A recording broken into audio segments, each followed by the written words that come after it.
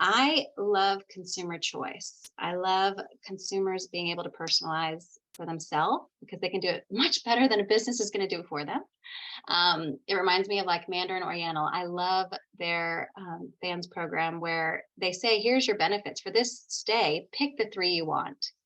That's beautiful. It's amazing. Operationally, that's really hard to deliver. They're a small company. They figured it out. I love that the consumer says, hey, for like maybe in a certain context or maybe in a certain just state that they're in, or maybe whatever it is, they are able to tailor it to them at that point. I love consumer control, consumer choice. So my magic wand would be that we would somehow have a program that a consumer can just make it whatever they want and that it somehow works for us financially and operationally. That would be amazing. And if I figure that out, I am going to launch that. I think it's less of a magic wand and it's more of a investment in terms of the future. But I really think it's a focus on data. I mean, I think, we all talk about data protection, which I think is very important, and the right to be forgotten, of course, is there in Europe. But I really think that, we're kidding ourselves if we don't think that a lot of our spending is I wouldn't say tracked, but certainly monitored in aggregate. And a lot of your travel patterns, for example, are there's databases of where you travel. So if you could, create a tool that would link all of that, so as a result, I would I would end up getting relevant marketing, or see deals or sales or some kind of attractive offer for me that was relevant to me rather than one that's completely mass market, which I think will come. I just think it's a matter of time. For me, that's, I think, the really interesting thing from a loyalty perspective is how do I talk to customer on an individual level, and I think that's what we're all eventually wanting to do. Emotional connection with the program. Again, the emotional loyalty will be for sure a key pillar to develop and to have and to invent again. We use many times the word reinvent. Sometimes maybe we don't need to really reinvent something, but enter a bit more in the DNA of our brands, of our program. Today, members are looking for emotional connection with the program. They want to feel that the brands align exactly on their expectation, on their values, and this will be for sure an important part for 2023, and not only with a full personalization. Full personalization will be for sure the key of all strategy for the loyalty programs. I think for me would be predictive. How do we bring this sort of predictive ability to loyalty programs? So by that I mean, if I'm being tracked as being somewhere by a store where there is an offer, for that store to be able to make that offer to me at that point in time. Now, I think that needs a whole number of things to happen, not least the ability for me, or the security environment to be available for me to be able to say, I'm happy for this app to track my position, right? But if you can unlock that, make the loyalty program really super useful based on where I am at a particular point in time, that would be fantastic.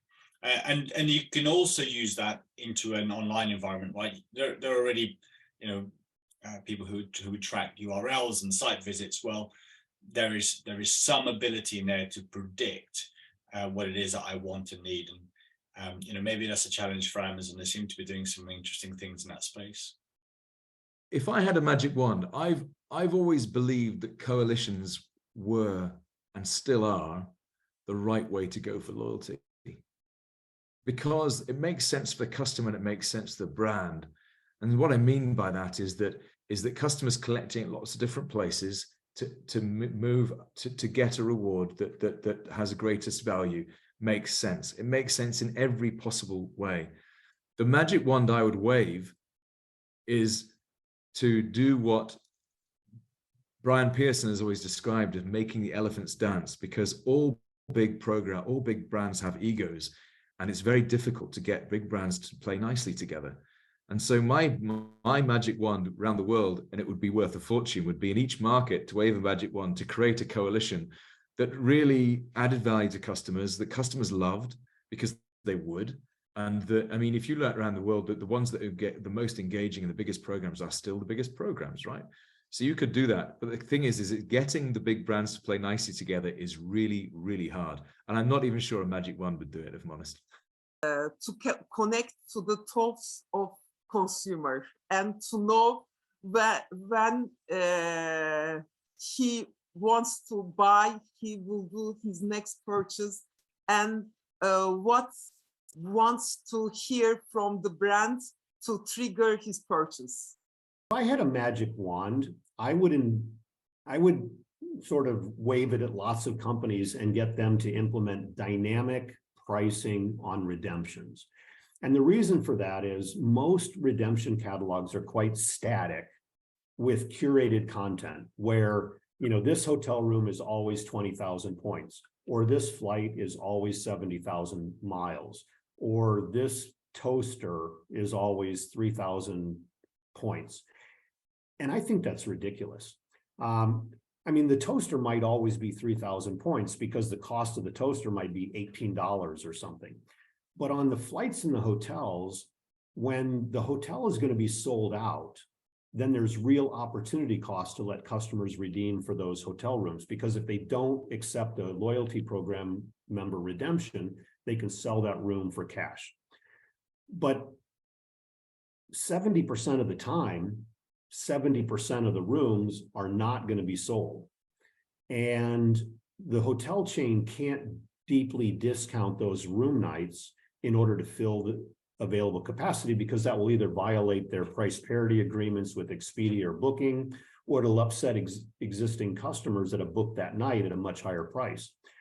But if the hotel is smart, they'll offer those rooms for 6,000 points instead of 20,000 points in order to get loyalty program members to burn off liability, but also take advantage of the availability at the property.